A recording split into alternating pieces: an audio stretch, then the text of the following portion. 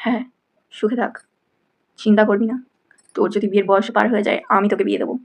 যদি তোর বিয়ে করার জন্য মেয়েও না পাওয়া যায়, তোর পছন্দ মতো কোনো বিদেশি আত্মার সাথে বিয়ে দিয়ে দেবো, কোনো বিদেশি মেয়ে হয়ে যাবি। একদম চিন্তা করবি না, তোর বিয়ে আমি দিয়েই ছাড়বো।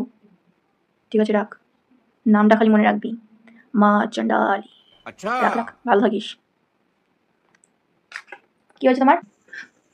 মা, আপনি পারবেন মা, আপনি একমাত্র পারবেন আমার লাইফ প্রবলেম সলভ করতে মা। আমার অনেক প্রবলেম মা। কত সালে জন্ম তোমার?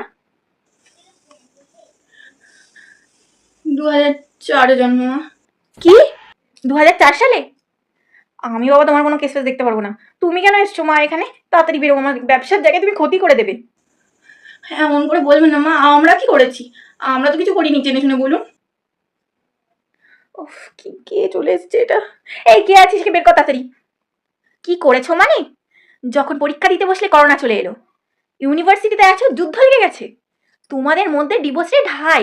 তোমাদের জেনারেশনের কারণে আমি লাইফ প্রবলেম সলভ করতে পারবো না। তোমাদের জন্য আমার মাথা ব্যথা শুরু হয়ে গেছে।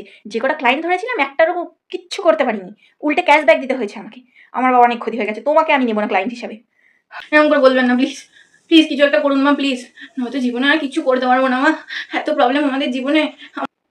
শুধু কি তাই? তারপরে দেখো এখন রান্না করবো কি করে, গ্যাসও পাওয়া যাচ্ছে না। তোমরা রান্না শেখা শুরু করেছো যবে থেকে, তবে থেকে এইসব শর্টেজ ফর্টেজ।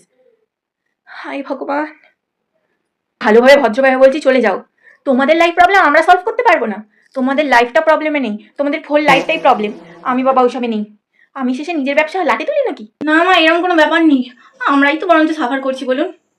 প্লিজ, আমার লাইফে অনেক প্রবলেম মা, আমাদের জেনারেশন সবার প্রবলেম। প্লিজ আপনি আমার প্রবলেমটা সলভ করে দিন। আমি বাবা কোনো মা চন্ডা ফন্ডা নই, আমি চলে গেলাম। তুমি দরকার হয় থাকো, আমি নেই, তাড়াতাড়ি।